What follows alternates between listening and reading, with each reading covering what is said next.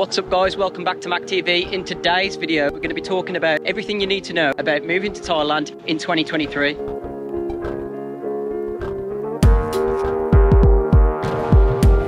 We're going to be covering the costs when moving here, the different locations all around Thailand, and the nightlife spots and what you can expect. Now this video is based off pure truth and real experiences. A lot of travel videos in Thailand of just people with their arms in the air and the thumbnails, and they just say every single place is amazing. So if you want to know the real deal when moving here, stick around and I'll tell you everything you need to know.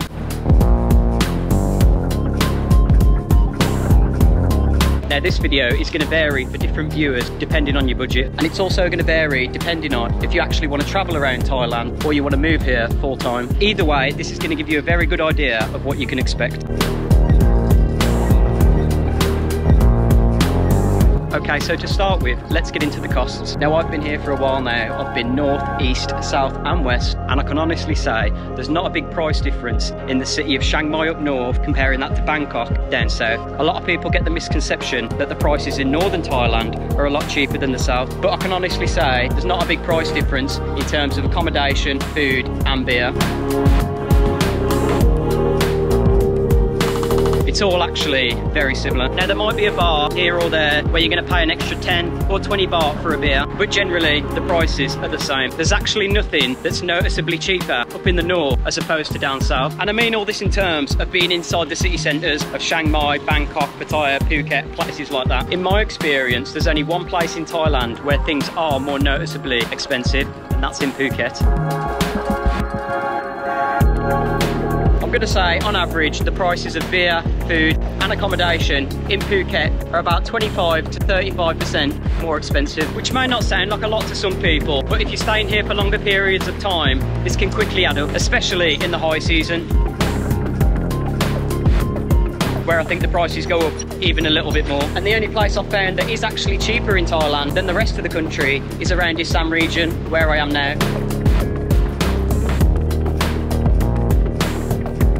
Where I'm going to say prices on the food, accommodation and the beer are about 20 to 30% less. Now if you want a more detailed video on all the breakdown of the costs in Thailand, Just Dan did a real good video on this. There's a lot of good information in there, so I'll put a link for that one in the description.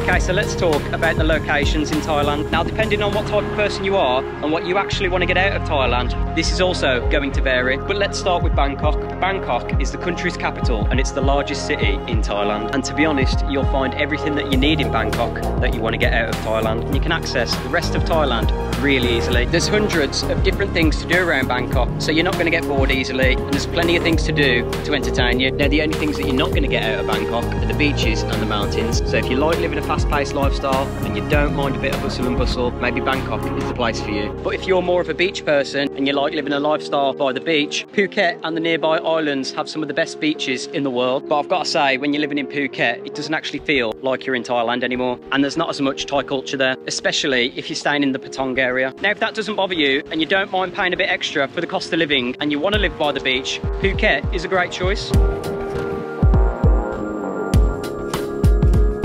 So let's say you're looking for something more relaxed and you want to be more in tune with nature and you don't like the hustle and bustle, maybe consider Chiang Mai. Now Chiang Mai is a great place for nomads. There's a lot of co-working spaces there and the city is really easy to get around. I will say the place is overrun with backpackers though, more so than anywhere else in Thailand. But if you don't mind that sort of stuff and it doesn't bother you, maybe consider Chiang Mai.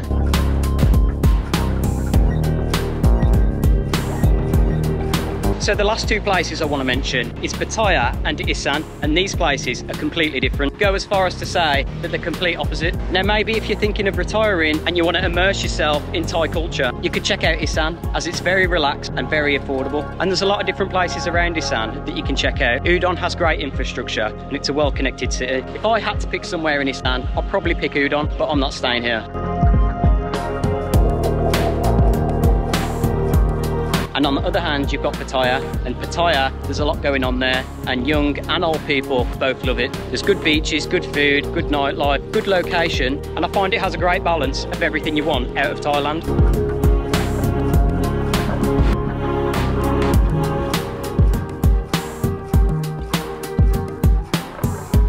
Okay, so let's finally talk about the nightlife in Thailand. Now, Bangkok is known for its vibrant nightlife culture, and there's endless options of different sois, bars and clubs with live music venues as well. There's also a lot of night markets and new things popping up all the time in Bangkok, so you won't get bored there.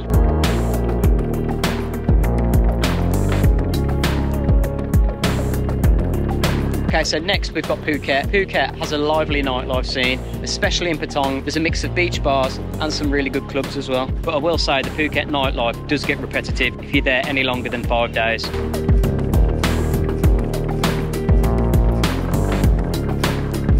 If you want to get a motorbike and go outside the city, there's plenty of different spots you can check out. But generally, all the action is on Bangla Road. Now, as for Phuket Old Town, there's not much nightlife going on there really. Just a few live music venues, that's about it. Okay, next we've got Chiang Mai. Chiang Mai has more of a laid-back nightlife scene, and there's a focus on live music and socialising at local cafes and bars. There's 2 main areas in nightlife for Chiang Mai, and that's the Niman district, where it's a lot more up-end, where you're going to go out socialising at local bars and cafes. And then there's a Muay Thai complex down on Loi Kro Road.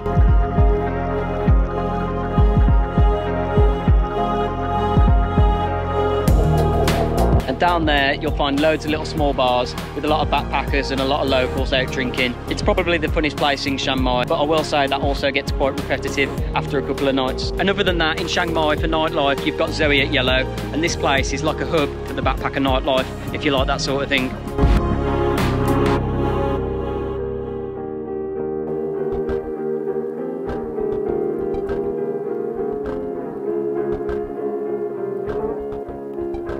And all the other places for nightlife in Thailand are like all the other islands that surround Phuket, such as Koh Phangan, Koh Samui, Koh Phi Phi. But there, it's a party every night, to be honest. If you want to go to Koh Phangan to check out the full moon party, I'd recommend the half moon, because the half moon is actually a lot better. And if you go into Koh Phi Phi, that's basically a full moon party every night of the week there. So don't waste your money going to Koh Phangan just for the full moon party, because you get that same experience every night at Koh Phi Phi, and you don't have to pay. So one bit of advice I would give you while you're traveling around Thailand and you are exploring is to not always take advice from people that aren't your personality type, because what might be their version of paradise you might actually find quite boring, because they don't really have the same personality as you. Now, ultimately, the decision of where you want to live in Thailand is going to depend on your personal preferences and your priorities, but it's best to do your own research and visit different places so you get a better sense of what they're actually like before you plan to live there. So guys, I hope you've enjoyed this video and I hope you found it useful. If you haven't already, please consider subscribing to the channel. If you want to support the channel in any way, there's links down in the description. You can check those out. And that just leaves me to say,